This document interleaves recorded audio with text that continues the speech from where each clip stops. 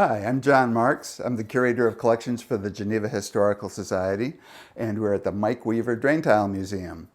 And this is going to be a short introduction to drain tile and how it works. Drain tile controls the amount of groundwater in the soil. So dense soil, low spots in fields, or underground sources can create a high water table. The fields stay wet longer and can delay the plowing and planting. When crops are planted in the spring, roots stop growing downward once they reach water. Then when the fields dry out in the summer, root structures can't support the plants. Under-drainage lowers the water table in wet fields, promoting strong roots and making it easier for farmers to work the land. The reason farmers use tile is that it means higher crop yields. When John Johnson first tiled a wheat field in 1835, he went from 5 bushels an acre to 50 bushels an acre. The depth and placement of drainage ditches depends on the land. The trench needs to be below the frost line, usually about 3 feet deep. If a large section of field needs draining, several parallel lines of tile may be laid.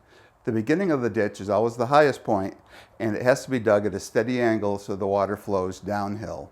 The lines feed into a larger main drain that carries the water to a stream or open ditch. If you don't live on a farm, you may still be familiar with drain tile. In 1859, a man named Henry Flagg French wrote a book about using tile to move unwanted water away from buildings. French drains are recommended around basements and foundations to prevent seepage, and that's a related but separate industry from farm drainage. Today, drain tile is plastic tubing with small slits to allow groundwater to enter the line. If you drive around the country, you may see a huge coil of white or yellow tubing in a field waiting to be installed. Originally, drain tile was made of fired clay. The most common question we hear when people visit is, how does the water get in?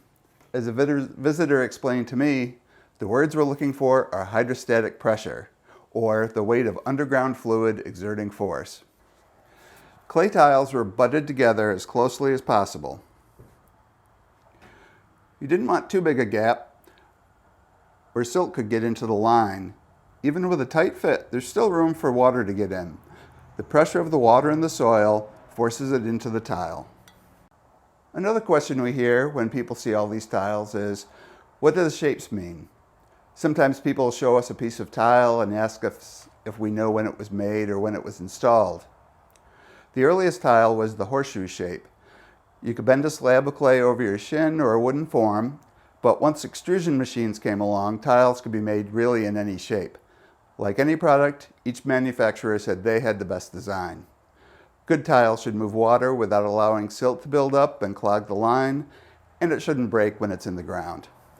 And like any product, it really came down to what the farmer liked to use. Most of the styles in our collection were available at the same time, so we can't really tell when one design might have been installed.